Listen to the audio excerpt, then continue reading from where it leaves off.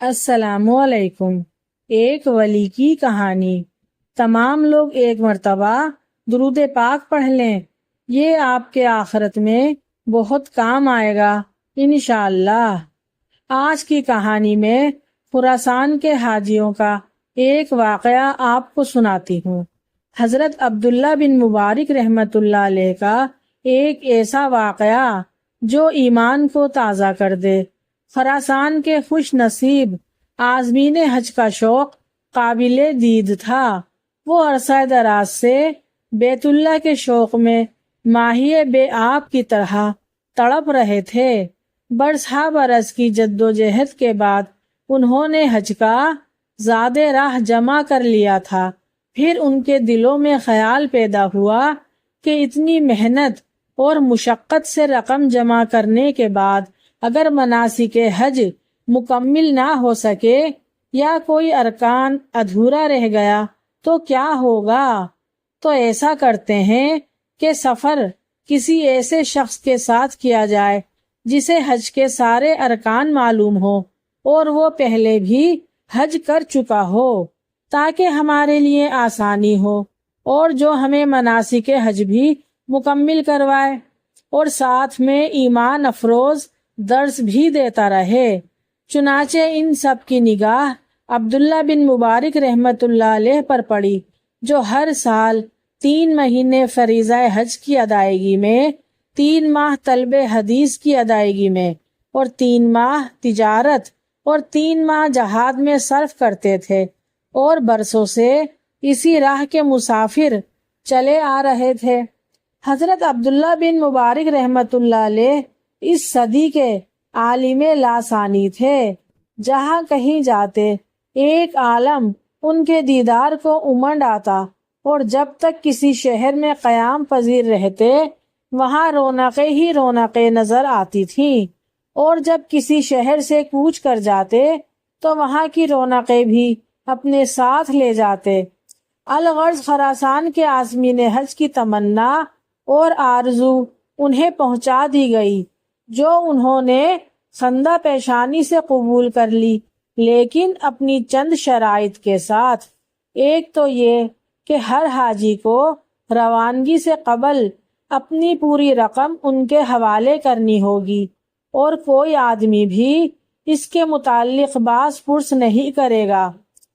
وہ عبداللہ بن مبارک کی مرضی پر منحصر ہے کہ وہ جتنا چاہے خرچ کریں اور جہاں چاہے خرچ کریں، کوئی ان سے کچھ نہیں پوچھے گا۔ اس شرط کو سن کر حجاج کرام کچھ دیر سوچنے لگے، اور کچھ دیر سوچنے کے بعد انہوں نے خوشی خوشی یہ شرط منظور کر لی، کیونکہ عبداللہ بن مبارک ایسے انسان تو نہ تھے جو دوسرے لوگوں کی طرح ان کی رقم اینٹھ کر اپنا سفر خرچ بچا لیتے، جیسا کہ آج کل کے کاروباری حجاج ہر سال حج کے نام پر اپنے ساتھیوں کے ساتھ عموماً کرتے ہیں۔ اور دوسری شرط یہ کہ ان کے سوا کوئی دوسرا شخص سفر کے دوران حاجیوں کی خدمت نہیں کر سکے گا، سب کی خدمت وہ خود ہی کریں گے۔ خراسان کے حجاج نے حیرانگی کے بعد یہ شرط بھی پہلی شرط کی طرح قبول کر لی، اور ان کے لیے ایسا کرنا بڑی سہولت کا باعث تھا، کیونکہ اکٹھا چلتے، اکٹھا خرچ کرنے، اکٹھا خریدنے اور اکٹھی عبادت کرنے میں برکت ہی برکت ہے، اور پھر ان سب لوگوں کو تجربہ بھی نہیں تھا۔ چنانچہ تمام عازمین حج اپنے اپنے گھروں کی طرف لوٹ گئے، اور اگلے دن حسب وعدہ اپنا اپنا خرچ لے کر عبداللہ بن مبارک کی بارگاہ میں حاضر ہو گئے۔ حضرت نے ایک سے اس کی تھیلی وصول کر کے رقم گنی اور اس کا نام اور تاریخ وصول درج کر دیا، اور سب تھیلیوں کو صندوق میں رکھوا کر تالا لگوا دیا، اور تمام عازمین حج کو مقررہ تاریخ کے ساتھ قافلے میں شامل ہونے کی تاکید کر دی۔ ان دنوں سفر کے لیے ہوائی جہازوں، ریلوں اور بسوں کا وجود نہیں تھا کہ جھٹ سوار ہوئے اور جدہ ایئرپورٹ پر اتر گئے۔ بلکہ مہینوں کا سفر پیدل یا دبلے پتلے اونٹوں پر کرنا پڑتا تھا۔ چنانچہ مقررہ تاریخ پر یہ قافلہ خراسان سے ایران اور ایران سے عراق اور عراق سے حجاز مقدس کے میدانوں اور پہاڑوں کو عبور کرتا رہا۔ راستے میں جہاں کہیں ناشتہ اور دوپہر کو کھانے اور دسترخوان سجانے اور خیمہ لگانے کی ضرورت ہوتی تو عبداللہ بن مبارک رحمت اللہ علیہ ان کے لیے عمدہ کھانے اور شیریں مشروبات مہیا کرتے۔ رات کو خیمہ نصب کرنے اور بستر بچھانے کی ڈیوٹی بھی سر انجام دیتے۔ ساتھیوں نے کئی بار آپ کا ہاتھ بٹانا چاہا، لیکن آپ اپنی شرط انہیں یاد دلا کر روک دیتے اور خود ان کی خدمت میں مشغول رہتے۔ ایک عازمین حج نے آپ سے کہا، حضرت اگر ہمارے ہوتے ہوئے سارے کام آپ نے ہی کرنے ہیں تو ہمارا کیا فائدہ، ہم کس بیماری کا علاج ہیں؟ عبداللہ بن مبارک نے ان سے کہا، آپ سب میرے ساتھ کیے گئے عہد پر قائم رہو اور جو عہد میں نے تم سے روانگی کے وقت لیا تھا اس پر پورا اترو۔ اگر حج سے مقدس سفر میں بھی عہد پورا نہ ہوا تو پھر کس موقع پر ہوگا؟ عازمین حج بولا، حضرت ہمیں کیا معلوم تھا کہ آپ ہمیں اپنی شرائط سے یوں باندھ لیں گے کہ ہم معمولی خدمات بھی سر انجام نہ دے سکیں۔ حضرت نے کہا، میں نے یہ شرط کچھ ایسے ہی نہیں لگائی تھی بلکہ اس امید پر لگائی تھی کہ میں اور آپ ان پر پورا اتریں گے۔ عازمین حج، حضرت ہمیں بستر بچھانے، کھانا پکانے اور برتن دھونے کی تو اجازت دے دیجئے، یقین جانے ہمیں آپ کو یہ سب کام کرتا دیکھ کر شرم آتی ہے۔ حضرت جی بولے، نہیں بھائیو، میرے لیے اس سے بڑی سعادت اور کیا ہو سکتی ہے کہ میں اللہ کے مہمانوں کا خادم ہوں، اور اس موقع پر آپ کو ایک بات بتانا ضروری خیال کرتا ہوں۔ اس دور کے عازمین حج ایسی شرائط کیوں لگاتے اور خدمت اپنے ذمے کیوں لیتے تھے؟ وجہ یہ ہے کہ حضور پاک صلی اللہ علیہ وآلہ وسلم فرماتے ہیں، دوسروں کو کھانا کھلانا اور سلام میں پہل کرنا اور میٹھا بول بولنا اور حج مبرور کا ثواب جنت کے سوا اور کچھ نہیں ہو سکتا۔ الغرض عبداللہ ابن مبارک رحمت اللہ علیہ نے بھی اپنا حج مبرور بنانے کے لیے ساتھیوں کی خدمت کرنے کی شرط منظور کرا لی۔ چنانچہ وہ اپنے ساتھیوں کے کپڑے دھوتے، دسترخوان بچھاتے اور کھانا کھلاتے رہے۔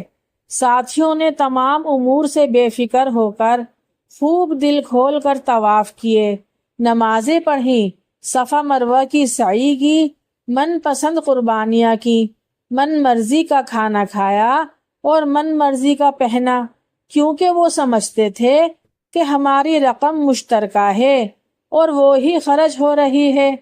مناسک حج پورے ہو جانے کے بعد اپنی آنکھوں کو ٹھنڈک پہنچانے کے لیے مدینہ منورہ کا سفر کیا تاکہ اپنے نبی پاک صلی اللہ علیہ وآلہ وسلم کے شہر اور مسجد نبوی کی زیارت کر سکیں، جس کی وجہ سے امت مسلمہ کو اللہ تعالیٰ نے صراط المستقیم پر گامزن کیا ہے، اور اس رحمت للعالمین پر درود پڑھیں جس پر اللہ تعالیٰ اور اس کے فرشتے بھی درود پڑھتے ہیں۔ چنانچہ شدت شوق کی وجہ سے ان کے قدم زمین پر نہ ٹک رہے تھے۔ جو ہی انہیں مدینہ منورہ کی پہاڑیاں نظر آئیں، ان کے دل سینوں میں تیز تیز دھڑکنے لگے۔ وہاں کی جھلسا دینے والی گرمی انہیں باد نسیم کی طرح محسوس ہونے لگی۔ سیدھے مسجد نبوی میں گئے تو اس کی رونق نے آنکھوں کو خیرہ کر دیا۔ نہایت خشوع اور خضوع کے ساتھ تحیۃ المسجد ادا کر کے روضہ رسول صلی اللہ علیہ وآلہ وسلم کی طرف چلے۔ لرزتی کانپتی ٹانگوں پر کھڑے ہو کر درود پاک پڑھنے لگے تو آنکھوں میں عقیدت اور محبت کا دریا ٹھاٹے مارنے لگا۔ اور ایسا کیوں نہ ہوتا جبکہ رسول اللہ صلی اللہ علیہ وآلہ وسلم نے فرمایا کہ میرے بعد میرے ایسے بھی امتی ہوں گے جو خواہش کریں گے کہ کاش انہیں اپنے پیغمبر کا دیدار نصیب ہو جائے، چاہے ان کے اہل و عیال قربان ہو جائیں۔ المختصر یہ کہ وہ مدینہ منورہ سے زیارت کرنے کے بعد واپس مکہ آئے اور الوداعی طواف کیا۔ اس کے بعد انہیں عبداللہ بن مبارک نے جمع کر کے فرمایا اب وطن واپسی کا مرحلہ ہے، لہٰذا اپنے اپنے اہل خانہ کے لیے تحائف اور ہدیہ جات کے لیے کھل کر بتانا، کیونکہ ہمارے پاس کافی رقم موجود ہے۔ سب نے اپنی اپنی پسند کی چیزیں بتائیں تو آپ ان کو لے کر مکہ کے بازاروں میں چلے گئے۔ حجاج کرام جس چیز کو ہاتھ لگاتے آپ وہ چیز اس کے لیے خرید لیتے۔ جب تمام ساتھیوں نے دل بھر کے خریداری کر لی تو واپسی کا سفر شروع ہوا۔ حضرت عبداللہ بن مبارک حسب معمول خدمات سر انجام دیتے رہے، چنانچہ خراسان کا یہ قافلہ شہروں، بستیوں، پہاڑوں، میدانوں، سرسبز کھیتوں اور ندی نالوں کو عبور کرتا ہوا سرزمین خراسان میں داخل ہوا۔ عزیز و اقارب اور پڑوسیوں کا جلوس مارے خوشی کے قابل دید تھا۔ جس شہر یا بستی میں عبداللہ بن مبارک کی آمد کی اطلاع ہوتی وہاں کے لوگ ان کی ایک جھلک دیکھنے کے لیے امنڈ آتے تھے۔ عازمین حج کے خاندان والوں نے اپنے اپنے عازمین حج کو بازوؤں میں اٹھا کر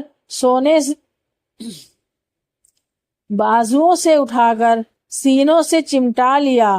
3 ماہ کے طویل سفر کے بعد روتے ہوئے اپنے اپنے گھروں کو لے گئے۔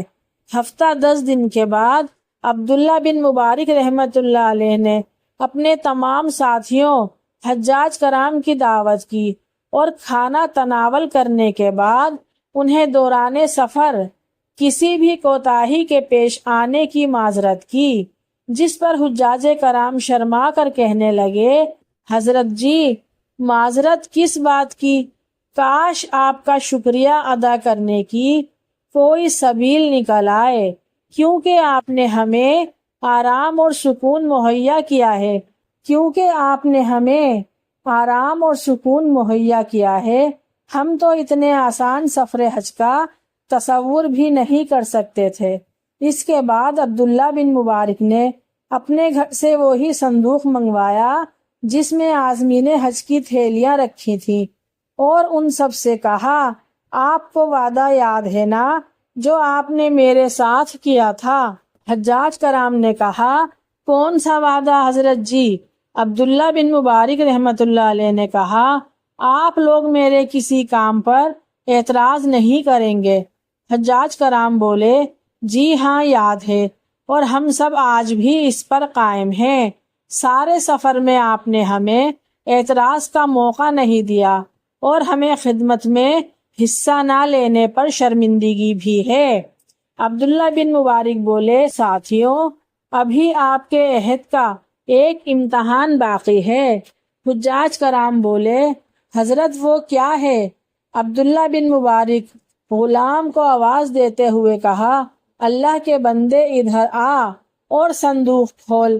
حجاج کرام حیرت میں ڈوب گئے اور سوچنے لگے کہ پتہ نہیں کیا ہونے والا ہے۔ اس نے صندوق کھولا اور تھیلیوں کی گٹھڑی نکال کر ان کے آگے رکھ دی۔ حضرت عبداللہ بن مبارک نے تھیلیوں پر لگی پرچی پر نام پڑھ کر ساتھیوں سے کہنے لگے یہ لو اپنی تھیلی، یہ آپ ہی کی ہے نا؟ اسے کھولیے اور گن لیجئے، انشاءاللہ تعالی آپ کی رقم پوری ہوگی۔ اس کے بعد سب ساتھیوں کے آگے ان کی تھیلیاں رکھ دی اور انہیں گن لینے کا حکم دیا۔ حجاج کرام حضرت عبداللہ ابن مبارک کے اس عمل پر دنگ رہ گئے اور ایک زبان ہو کر بولے حضرت آپ نے یہ کیا کیا؟ آپ ہماری رقوم یہیں چھوڑ کر گئے تھے۔ عبداللہ بن مبارک بولے آپ کو اس پر کیا اعتراض ہے؟ حجاج کرام ہم اعتراض نہیں کر رہے، لیکن ہم نے یہ رقم عرصہ دراز سے حج بیت اللہ کے لیے جمع کر رکھی تھی اور آپ ہمیں واپس کر رہے ہیں۔ ہمارے حج کیسے ہوئے اور خرچ کہاں سے کرتے رہے؟ عبداللہ بن مبارک: آپ اپنا حج اللہ کے مال سے کرتے رہے اور انشاءاللہ تعالی آپ کو ثواب پورا ملے گا۔ حجاج کرام: ہماری تو ایک پائی بھی خرچ نہیں ہوئی تو پورا ثواب کیسے ملے گا؟ عبداللہ بن مبارک بولے: خلوص، حسن نیت اور حسن سلوک کی بنا پر آپ نے ہمیں پہلے کیوں نہ بتایا؟ ہم کھانے پینے اور تحائف لینے میں احتیاط سے کام لیتے۔ واللہ ہم تو آج تک یہی سمجھتے رہے کہ آپ ہم پر ہمارا ہی پیسہ خرچ کر رہے ہیں، اور باوجود یہ کہ ہمارے دلوں میں کھٹکا پیدا ہوتا تھا، لیکن کہ اتنا پیسہ جتنا خرچ ہو رہا ہے ہمارے پاس اتنا نہیں ہے۔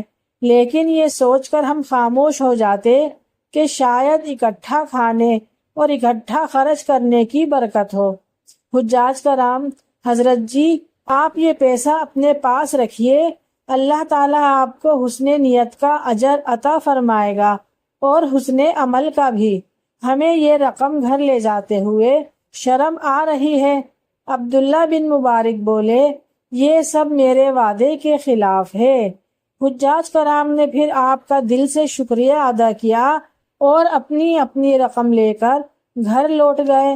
میرے پیارے بہن اور بھائیوں، یہ کوئی عام شخص نہیں تھے، بلکہ اپنے وقت کے ایک بہت بڑے عالم تھے، جن کی شہرت پورے خراسان میں تھی۔ لوگ ان کے دیدار کی خواہش کرتے تھے، ان کو دیکھنے کے لیے آتے تھے اور دیوانہ وار ان کی طرف لپکتے تھے، مگر یہ خود کتنے سخی اور کتنے خدمت گزار انسان تھے جو حج کے سارے سفر میں حجاج کرام کی خدمت کرتے رہے، ان کے لیے کھانا بناتے، ان کے کپڑے دھوتے، ان کے بستر لگاتے، اور ایک ہم ہیں کہ کسی پر ذرا سا احسان کیا کر لیا، ساری زندگی وہ احسان جتاتے رہتے ہیں۔ اللہ پاک فرماتے ہیں: جو میرے بندوں کے ساتھ اچھا کرے گا میں اس کے ساتھ اچھا کروں گا، جو میرے بندے کے کام آئے گا میں اس کے کام آؤں گا۔ یا اللہ، ہم سب کے لیے بھی ایسا ہی رحم دل ولی بھیج دے، آمین ثم آمین۔ ان الفاظوں کے ساتھ آپ سب کو اللہ حافظ۔ میری یہ ویڈیو اگر آپ کو پسند آئی ہے تو پلیز لائک کر دیں اور میرے چینل کو سبسکرائب کر دیں۔ نیکسٹ ویڈیو کے لیے اللہ حافظ۔